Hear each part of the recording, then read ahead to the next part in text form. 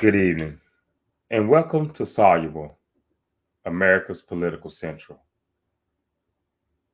Today we have in politics Supreme Court decisions they're on the verge of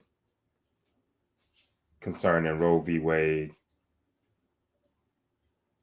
gun violence legislation um, to try to curtail mass shootings in America, the economy, of course, and the continuation of the January 6th hearings tomorrow. When it comes to the Supreme Court, the vast majority of Americans now are looking at it as a tainted political institution when it was never supposed to be that. We had these three Supreme Court judges from the right in underhanded ways that has really, made the American people somewhat lose respect for the Supreme Court. Now you have threats, at some of the justice houses, protests with ketchup and baby dolls and things like this. And so here we are. All things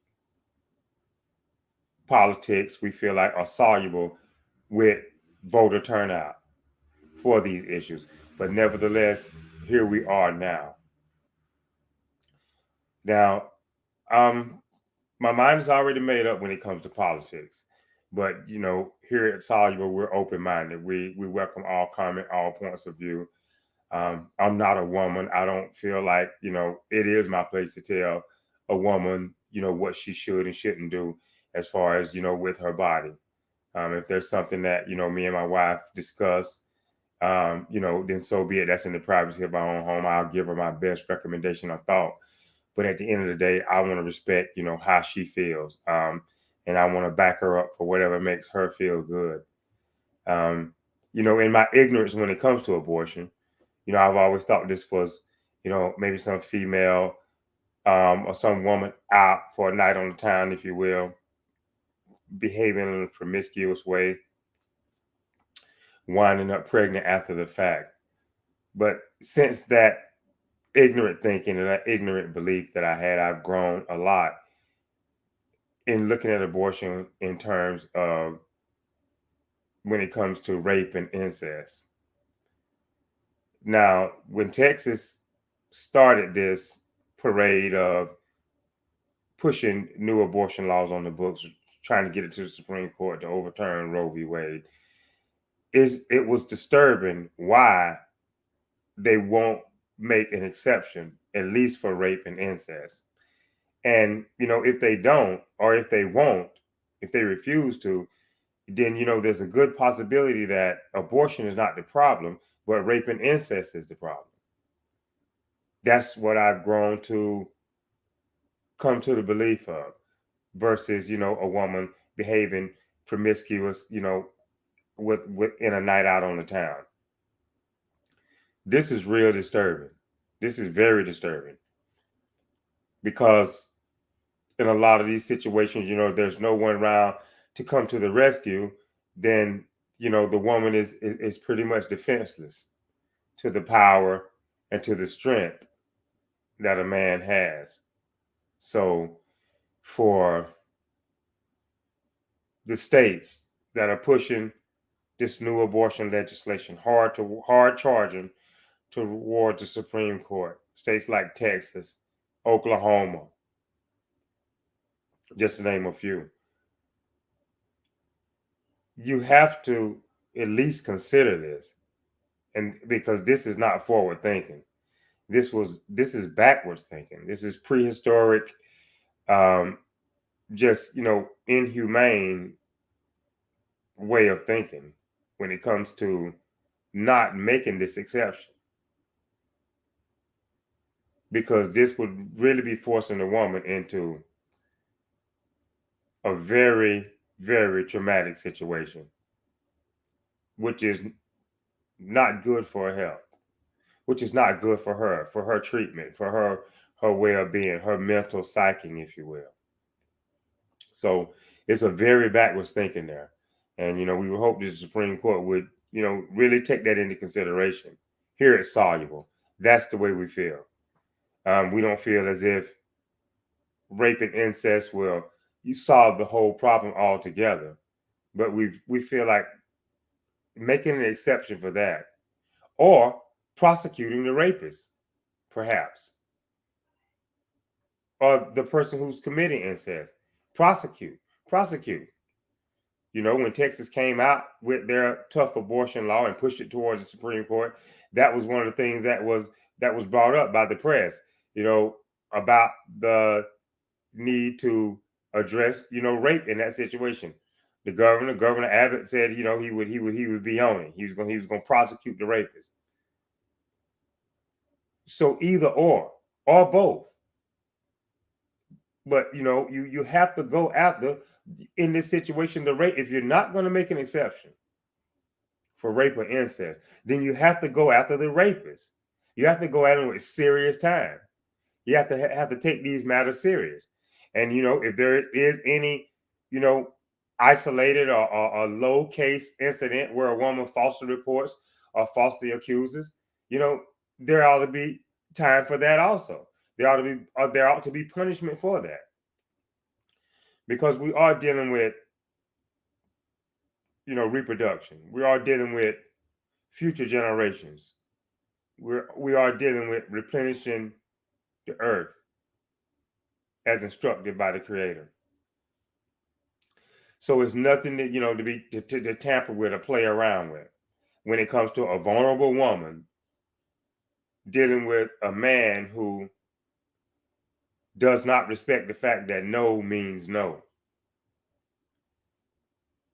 You can't. There's no way the law at any level, local, state, federal, could put her in that situation.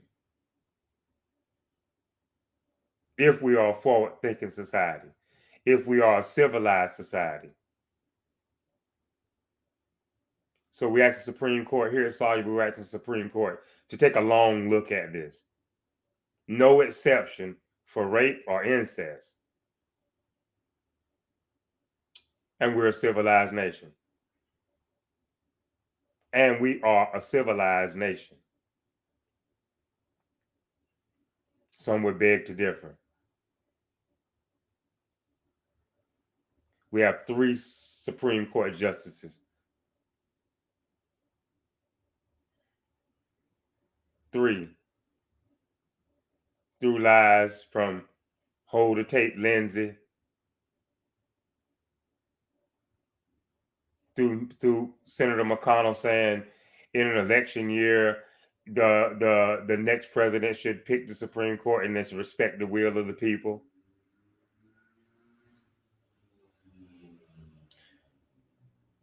We're gonna ask the Democrat Party to take the high road. We don't want to stack the courts. But if we get our numbers up, if we get our turnout up, we can slowly turn this around.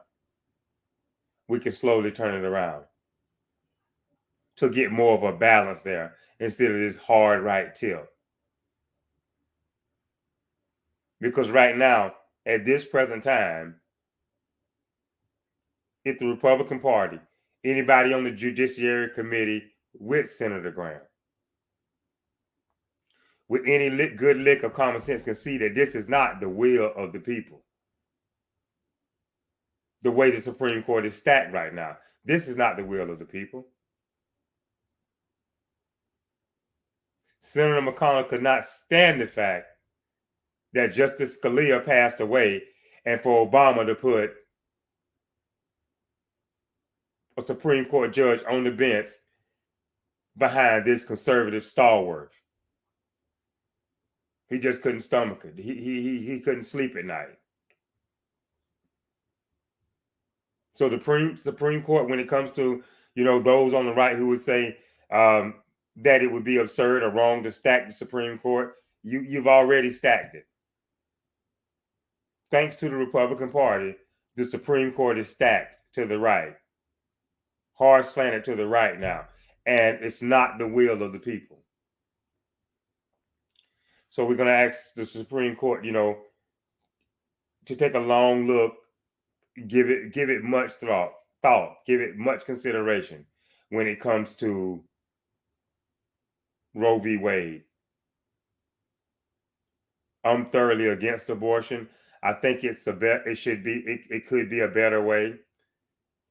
Some women deal with, things besides rape or incest. The child is still born in the womb. The child won't live outside the womb. And these are difficult decisions. These are difficult decisions for the woman to start with. So, whereas in all likelihood in America it's gonna happen, in these instances of rape and incest, and a child not being able to survive outside the womb or being stillborn in the womb, we have to respect the woman's choice there, and just pray that these instances are far in between. But we have to respect that when it comes to rape and incest, the woman being forced. This is not what was intended from the beginning, for the woman to be forced. This was with the intent of two consenting adults.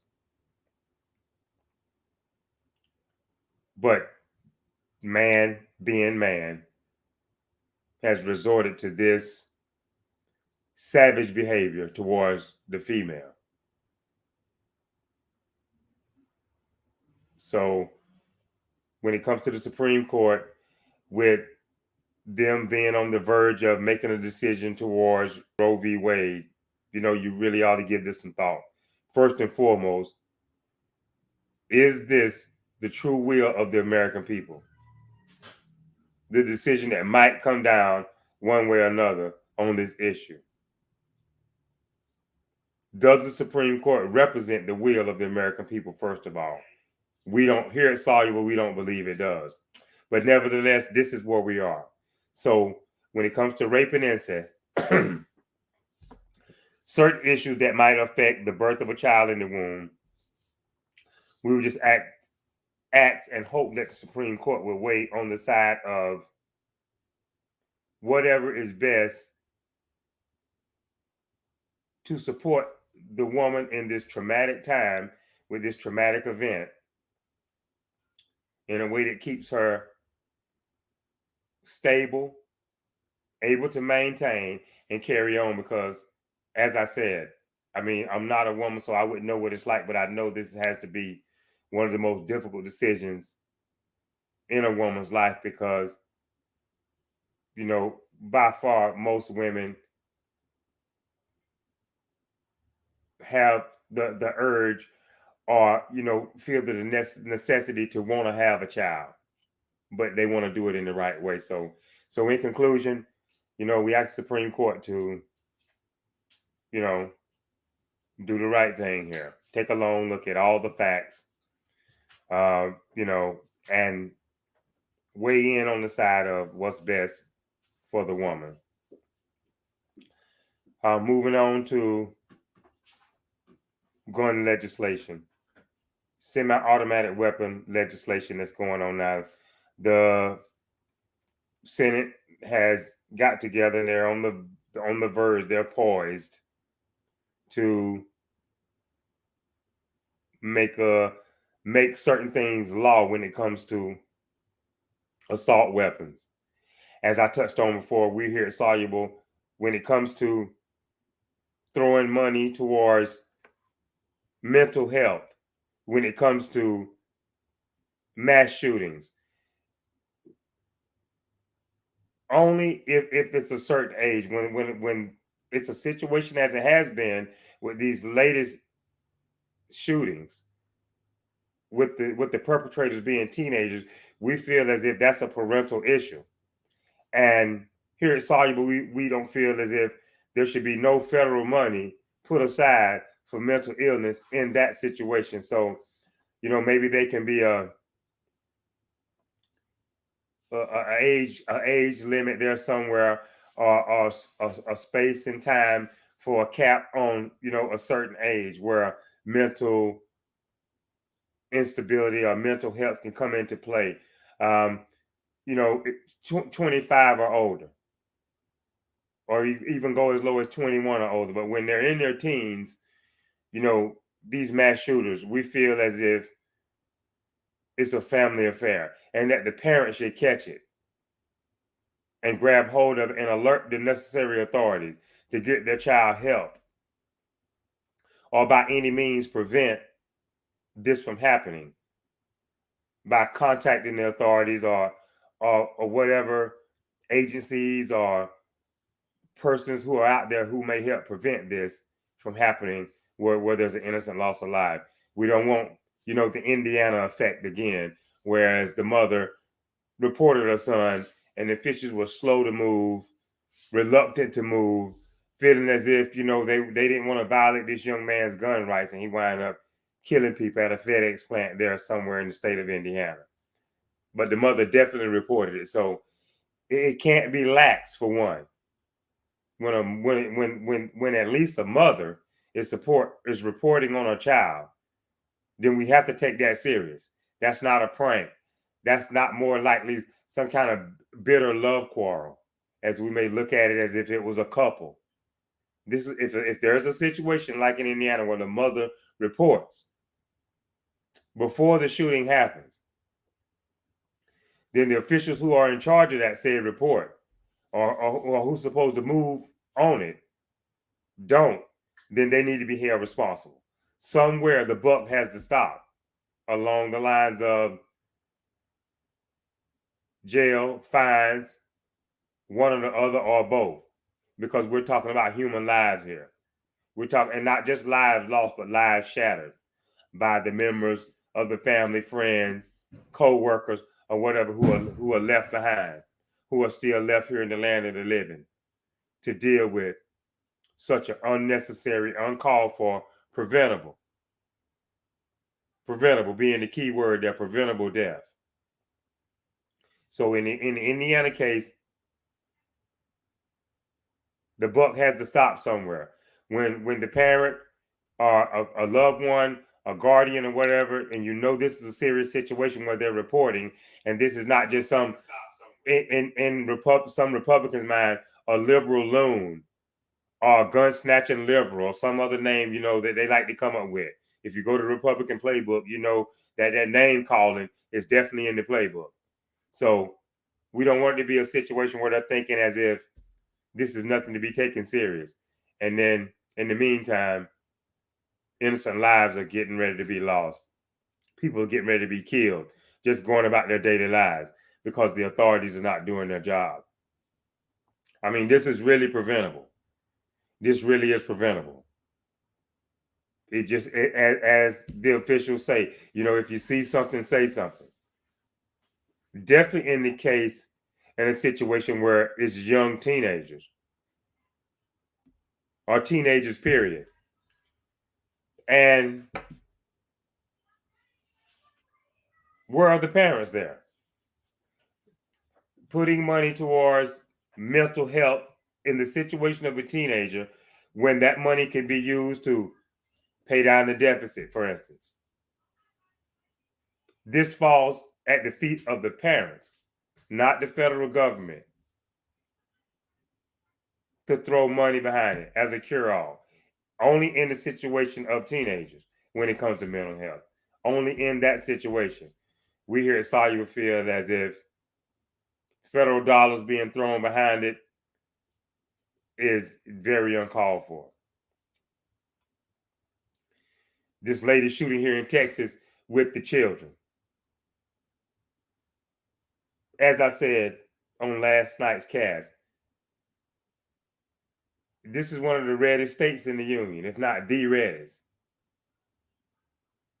Now, on one hand, you're for the Second Amendment. Keep your hands off my guns. That's where it's at. Now, on the other hand, when innocent lives are being lost, taken, you can't control it. You can't put out the fire. You can't control the gun violence. You can't have it both ways. You can't have it both ways. If you want to keep your guns, your assault weapons. Keep in mind your assault weapons, because these are not just everyday guns for hunting or protecting one's life or property. You can at least be responsible with them, for them, when it comes to your assault weapons. If you're for having them, be able to control them. But this wasn't the situation in Uvalde.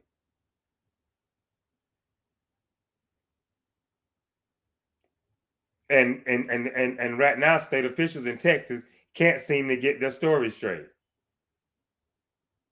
Well, if it's this complicated, maybe there should be an assault weapons ban.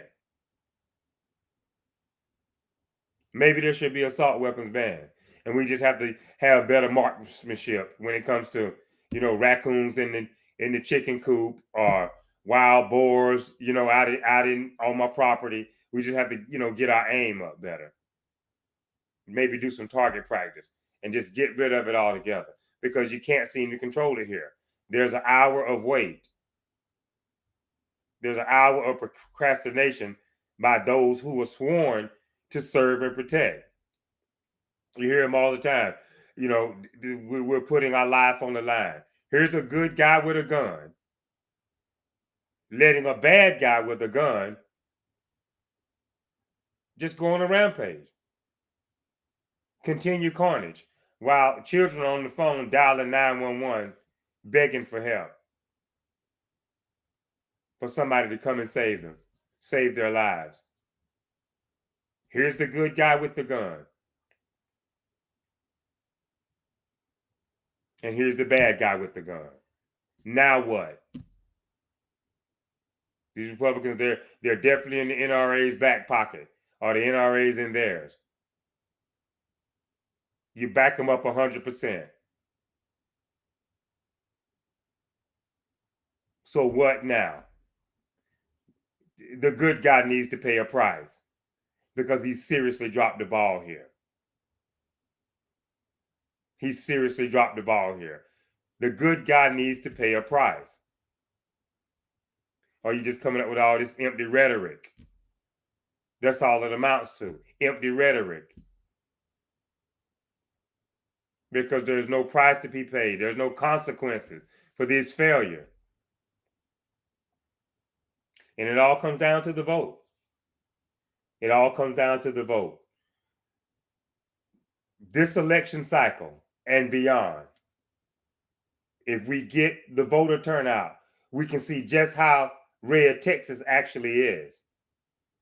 And nothing should spur the voter on more than innocent children being slaughtered in a classroom, and the Republicans seem as if they could care less. They want to put a Band-Aid approach on this problem. And the wound is still hemorrhaging. But yet they're satisfied with a Band-Aid, or just to look the other way altogether. Let's see if we can make this red state purple. Let's find out actually how red it is by getting the voter turnout. We owe it to these children. We owe it to these children to change this. This is not forward thinking of a society. This is not civilized of a society.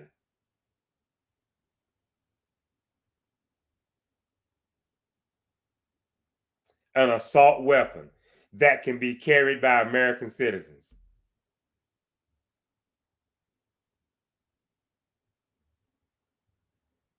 Now, if the Republic isn't one that enjoys seeing innocent bloodshed on a regular basis, needlessly, by sick, twisted individuals, then you would do something about it. You would do everything in your power to get rid of it.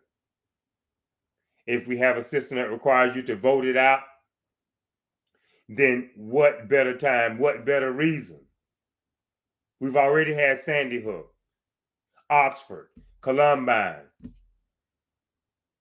Arkansas, and countless others.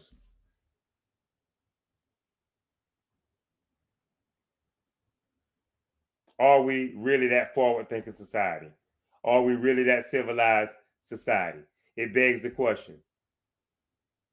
And going forward, we will see. We will see. We will see if the Republicans will work across the aisle with Democrats. And Democrats, we need to call them out.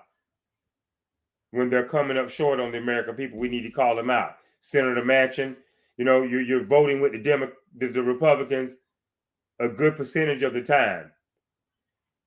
So much so that some think you ought to run as a Republican the next time around. Get them to reach across the aisle on this.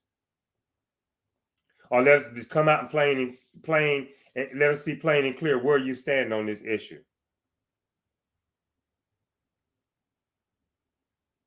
And let's see if they will take the Band-Aid off of this wound that's still hemorrhaging and take it back in and give it a second look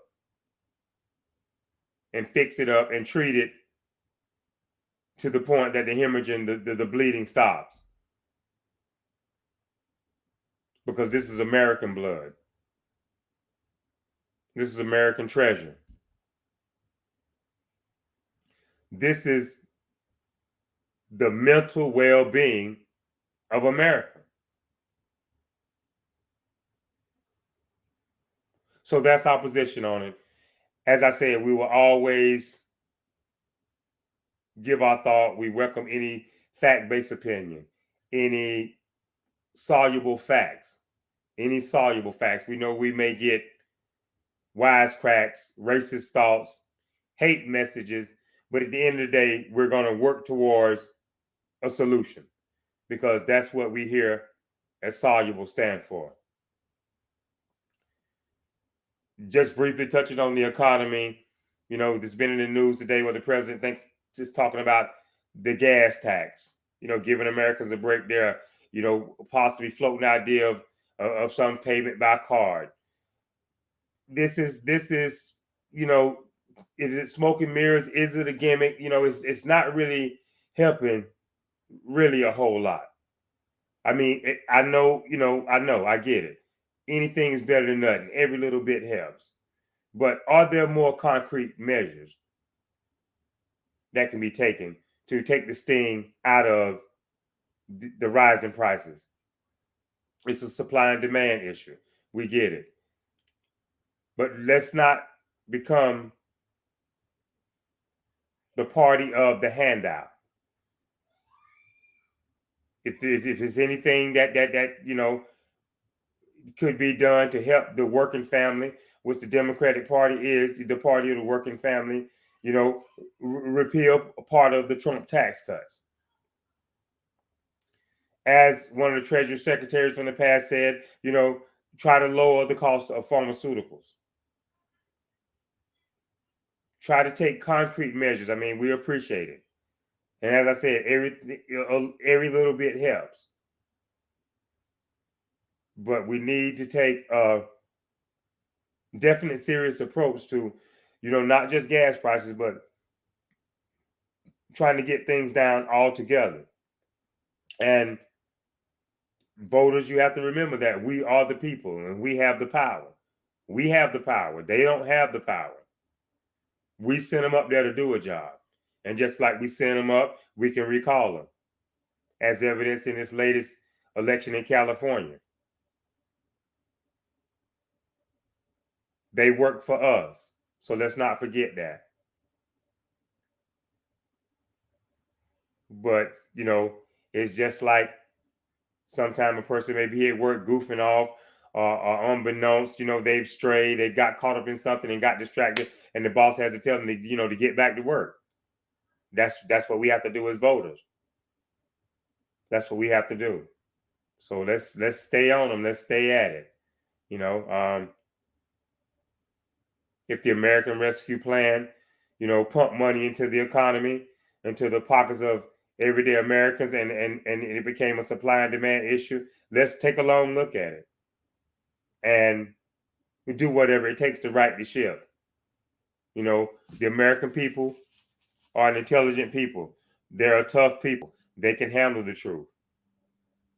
So, there's work to be done. Roll up your sleeves. We know the buck stops with President Biden in the Oval Office, and he owns it. We support that, but let's not be distracted. Let's keep our head to the grindstone and look for real solutions. Not just gas prices, but everyday prices. And we have to, remove some of the tariffs from Chinese imports, whatever it takes.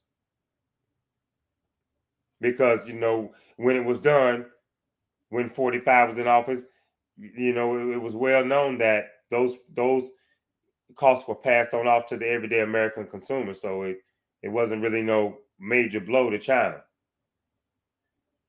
So let's take concrete measures here.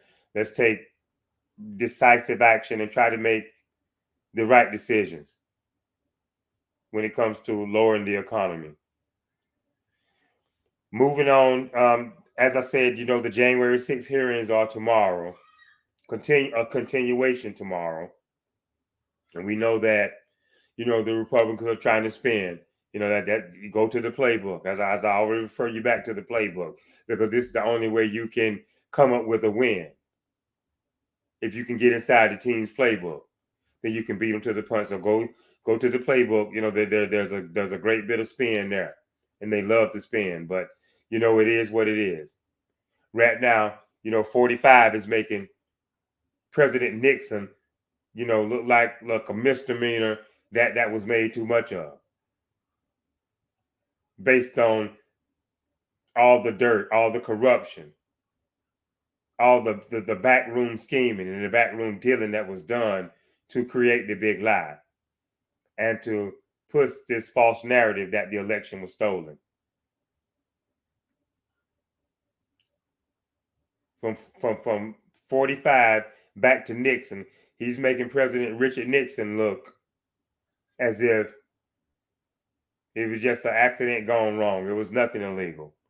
So you have to went real deep to make a burglary orchestrated and supported by a president of the United States to get dirt on a political opponent, to make something like that look like sainthood or misdemeanor type activity.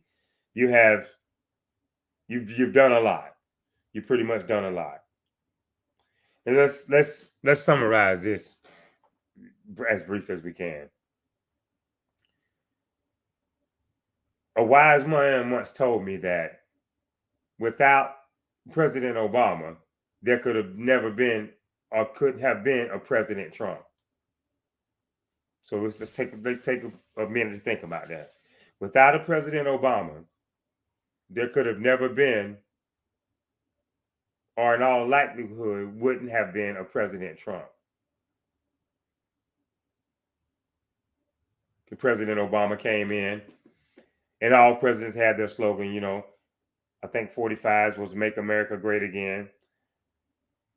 And Obama came in. He had his slogan, "Change we need." Something would change. If I'm not mistaken, it was change we need. And the Republicans took that one word, change, and saw it not as a political ideology. When they saw the word change, all they saw was a changing of skin color. The racist and bigoted element of the Republican Party. The racist and bigoted element. Again, we're not going to paint them all with one broad brush here. We're going to give them the benefit of the doubt.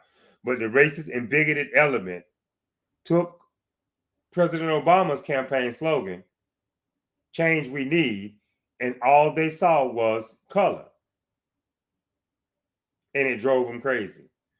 Now you have some of these backwards thinking Negroes who would say or think that Obama shouldn't have, he shouldn't have been president. He made it bad for us. thus and such and thus and such. Away with this. Away with this type of thinking. These negative Negroes will stay on the wrong side of history with that type of thinking. But that's where it went with Change We Need. They took it to a skin color thing, and it just began to go off the rails there. Because then 45 was able to come along and start talking about birtherism conspiracies and all kind of ways to make it seem as if this was something like it was part of a deep state, something that's deep, dark, and gloomy going on here. And it helped him gain power.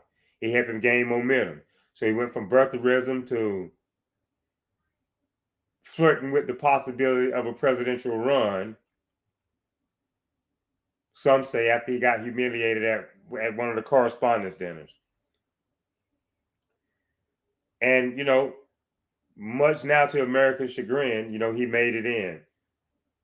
I'm pretty sure, like myself, a lot of my fellow Americans thought that during the campaign with all the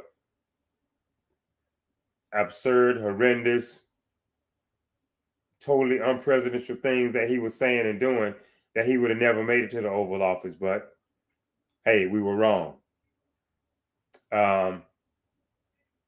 It's still somewhat offensive that he could lose a popular vote and still be president. But that's neither here nor there right now. That's another topic for another day. But here we are from the campaign, Change We Need, to the racist and bigoted element of the Republican Party bringing Trump to life through birtherism conspiracies, false promises, and a bunch of bluster about how, he can make America so great and this, that, and the third. On up to January the 6th, where the insurrection actually took place. I mean, we should have seen it coming during the campaign with the things that he was saying, the acts of violence that he was encouraging at that time. And so here we are. As I said, 45 came to power. Blood on his hands from his own American citizens who he was sworn to serve and protect, to defend the homeland, the Constitution, from all enemies, foreign and domestic. And he had blood on his hands in an unprecedented way. Even before January the 6th, there were things that were happening, things that were going on that happened a lot because Change We Need struck fear in. Once again, there's no time, no need to be fearful.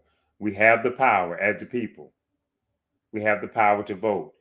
No matter how much, they try to gerrymander up the districts, it's meaningless as long as we have turnout.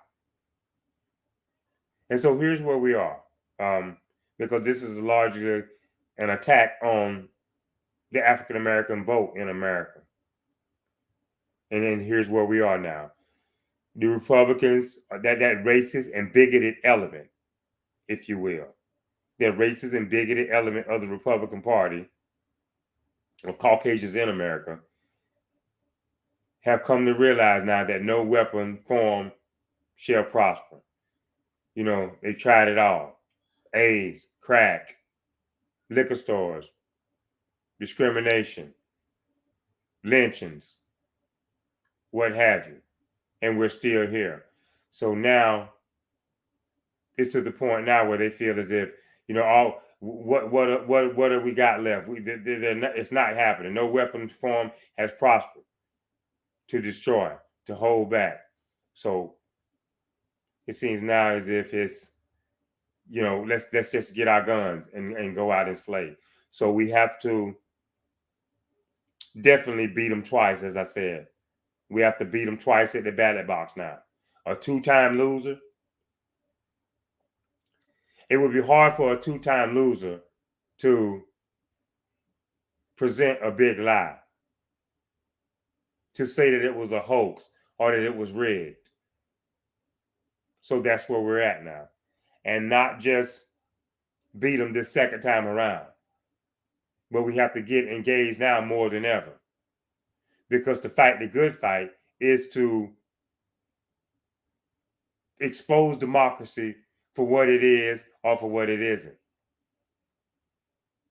So don't be discouraged by changes in the voting laws, whether they're taking away the early voting days, whether if they're stopping, Sunday church from church to the polls, Sunday to the polls, or whatever, a lot of Negroes who participate in this Sunday voting call it. Whatever they try to take away, however way they try to cut up the districts. These weapons form, once again, shall not prosper if you turn out. You have to turn out. That's the way to defeat it. So while the Republicans get all worked up, all up in a tizzy, changing voting laws, putting people ahead of election commissions at the state level who support the big lie. All we have to do is show up and vote. While they're into this big tailspin, creating all this much to do about nothing, spending all this time and energy because they'll never learn. Let them have this energy and negative motion, this negative energy and motion. Let them have it. All we have to do is, when the time comes, just vote. Look at past turnouts. When it comes to voting 45 out or voting 44 in, look at the past turnouts and you'll see who really has the power. The voters do. The voters do. Trump tried to go against the will of the people, but it didn't work because the people have the power. The people have the power. So in order to prevent another January the 6th, we have to beat them twice now. And then, let the chips fall where they may. So the only thing we have to fear is fear itself. Once again, in the words of the great Frederick Douglass, agitate, agitate, agitate. Agitate your right to vote, your right to free speech.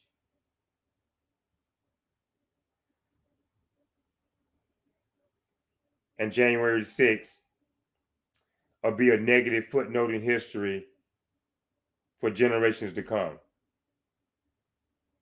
with the power of the vote. So if the Republicans want to take it from the ballot to the bullet, we wouldn't encourage that. But, if that's the way they feel like they want to go, then it is what it is. But we'll start out beating them at the ballot. And if God's will, and it comes to it, we'll beat them with the bullet. Let's not encourage that. Let's pray that that doesn't happen. But we have to be prepared. As a forward-thinking nation, as a forward-thinking people, we have to be prepared. So there you have it. We have to beat them twice. We have to beat them twice now because a lie is prevailing. A lie is prevailing. And it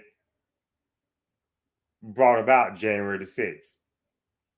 And now we're seeing all the bribes, all the threats, all the vigilante crowds showing up at election workers' places of residence through lies from the president. At least Richard Nixon had enough decency about himself to resign the presidency. He had enough decency about himself to at least resign the presidency and to protect the Constitution and to protect democracy. This president, he only cares about himself, as evidenced by January the 6th, when he was asked to call it off, to call off the mob. And by some accounts, by some eyewitness accounts from people inside the White House, he sat there almost like some enthused kid watching Saturday morning cartoons, watching police under assault, people getting killed, Capitol Police officers wounded, dead, all because of a lie, all because of the big lie. So there's no way that it could be a hoax twice. It can't be rigged twice. It doesn't matter, as I said, if you have Republicans who support the big lie, who are in charge of some state canvassing boards or some state election boards. It doesn't matter. As we show up, we win. And it's just that simple. If we show up at the polls, if we get our turnout numbers up, we win. And once we win, as I said, everybody has to play their part. You know, some calling in to the election officials, to their elected officials, if we feel as if they're not doing their job. We need to communicate with the squad, AOC +3. We need to communicate. Because we here at Soluble, we don't think that progressive is necessarily a bad thing. Regression, we think here at Soluble is bad. But progressives, we think that's a good thing. Now, we may or may not agree with everything that they propose. I mean, we're just not going to go lockstep in because they're Democrats. And that would be great forward positive thinking for any Democrat or independent voter out there. Let it be known. We're not just in lockstep with the president on everything. When we don't agree, we want to call him out. And we expect him to do his job that the majority sent him up there to do. He didn't get sent up there by the minority. He got sent up by the majority. So we expect that if we put the pressure on, if we apply the pressure through phone calls, letter writing, however we have means of communicating with our elected officials, we need, the Democrat independent voter to step up and make that phone call. Now, when it comes to January 6th, 58% of the American populace thinks that the president should be brought up on criminal charges. 58% of the American people. We need to let the Attorney General marinate on that. Let the Attorney General take a long look at that. Attorney General Garland, 58% of the American populace right now thinks that 45 should be brought up on some kind of criminal charges.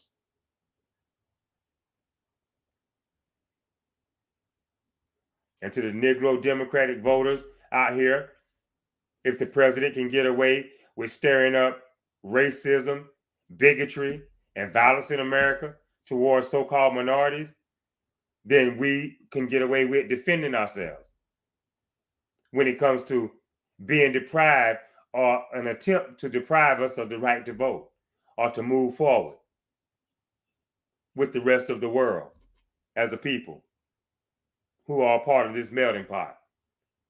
If 45 can get away with it, stir it up, blood on his hands of his own American citizens who he's sworn to defend and protect, then we can do what we have to do to protect ourselves from said threat that shouldn't be there, from a person who took the oath of office to defend the homeland and his people from all enemies, foreign and domestic. 58% of the American people, Attorney General Garland. At least Richard Nixon had the decency and grace and humility about himself to resign. And he was a hot-headed Republican just like Trump. Another hot-headed Republican just like Trump. But at least he had the decency to do the right thing. So, here we are.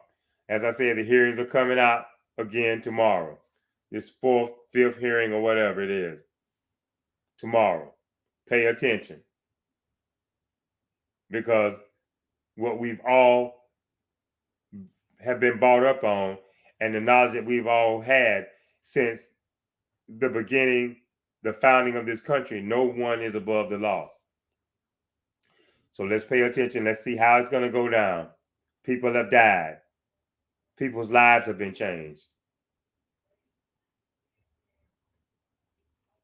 in a way that's very damaging to democracy. For a president to take the oath and violate the oath and walk away squeaky clean. This is what's at stake right now. This is what's at stake. So let's keep that in mind. And keep in mind that, as I said, we the people have the power. And we will go out and vote, get our numbers up, get our turnout numbers up. We can't lose. We can't lose. So tune in tomorrow and pay attention. Because as I said, what's at stake here, what's to be seen is if the President of the United States can take an oath of office, violate said oath, and walk away squeaky clean. That's what we're possibly dealing with here. So stay tuned. This is Soluble. We thank you for tuning in. We welcome any comments, any factual input on whatever it may be that will help the situation get better. Because here at Soluble, we want to be a part of the solution always and never a part of the problem. And we feel as if great debate, sound input from both sides, from all thinking parts of the American melting pot, we welcome it.